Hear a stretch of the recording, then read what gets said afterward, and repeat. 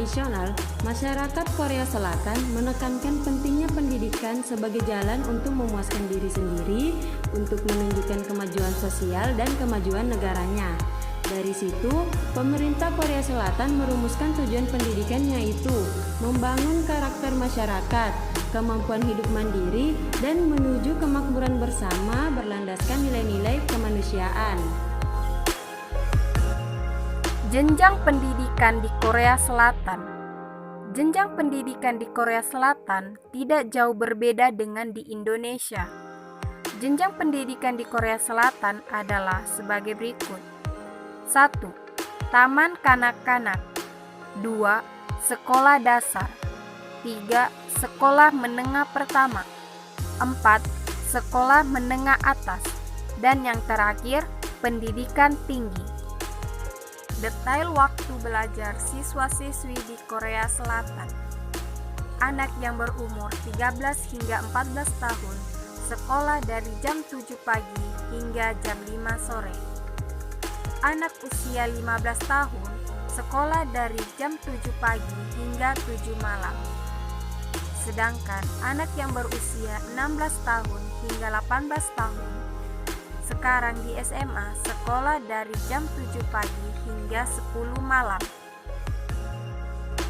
Manajemen pendidikan di Korea Selatan. Dalam artikel perbandingan kurikulum Indonesia, Malaysia, dan Korea Selatan dalam web lpmbanten.net disebutkan, sistem pendidikan di Korea Selatan merupakan gabungan antara sentralistik dan desentralisasi.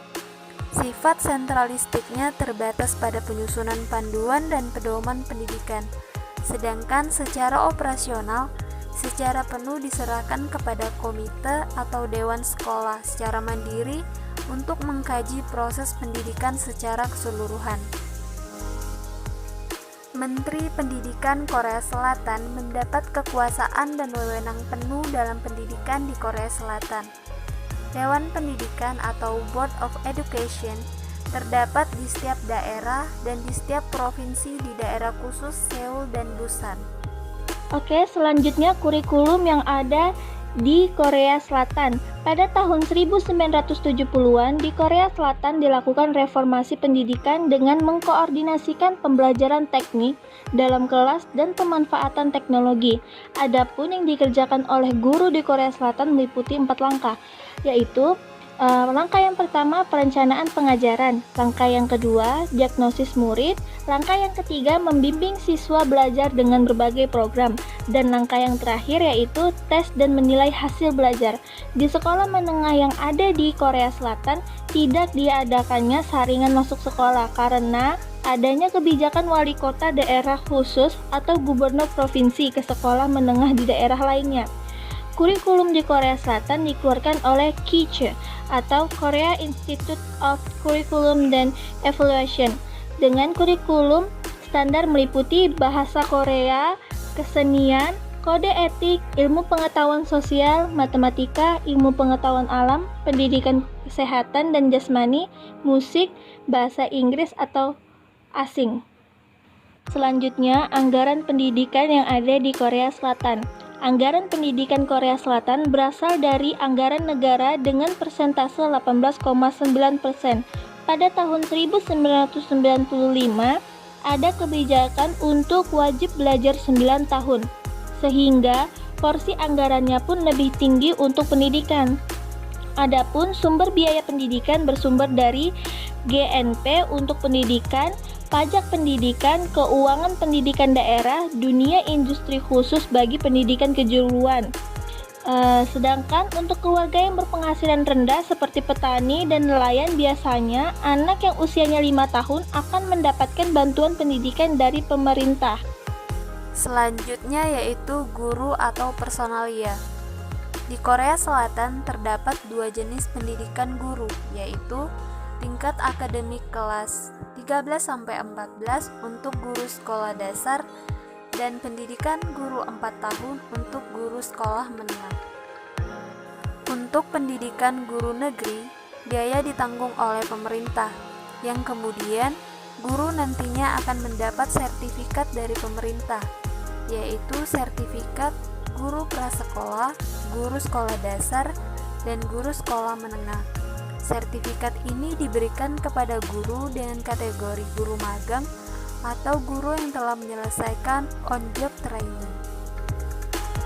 Di Korea Selatan, untuk menjadi seorang dosen di junior college, harus bergelar master atau S2 dengan pengalaman 2 tahun, dan untuk menjadi dosen senior college harus bergelar dokter atau S3.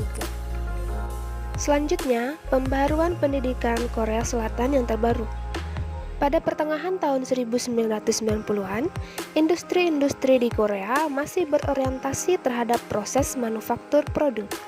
Namun, pada akhir tahun 1990-an, pemerintah mulai mengganti kebijakan ekonomi industri dari yang semula berorientasi pada manufaktur produk-produk menjadi berorientasi kepada pengembangan produk yang berbasis pengetahuan. Langkah nyata yang diambil oleh pemerintah Korea Selatan adalah dengan mengeluarkan proyek BK21. Perguruan tinggi pun diberi peran dalam pengembangan pendidikan melalui program Brain Korea 21 atau BK21. Program ini bertujuan untuk meningkatkan derajat sumber daya manusia Korea Selatan dalam memasuki persaingan komunitas internasional abad ke-21. Pendidikan di Korea Selatan membawa dampak positif seperti pengakuan dari dunia terhadap kualitas pelajar Korea. Namun ternyata tidak sedikit juga masalah yang diakibatkan oleh pendidikan tersebut. Masalah utama dalam pendidikan di Korea Selatan yaitu salah satunya adalah demam pendidikan.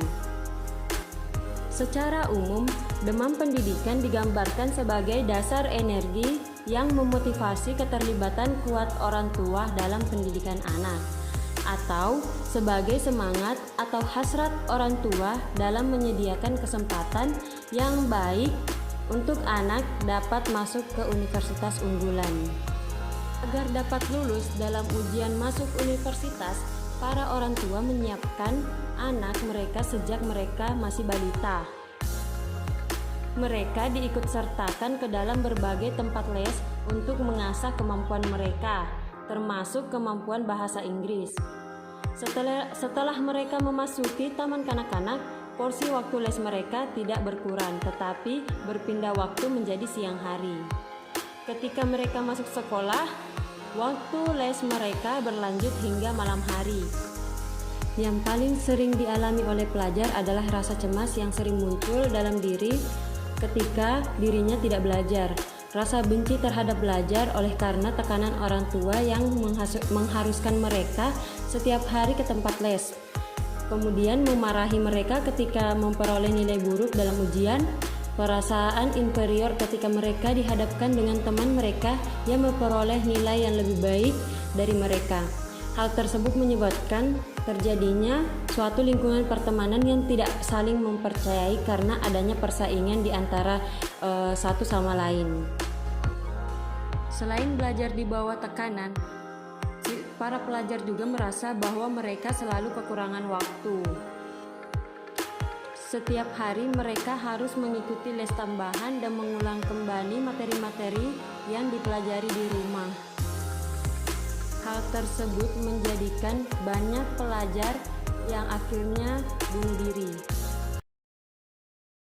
It's beautiful life.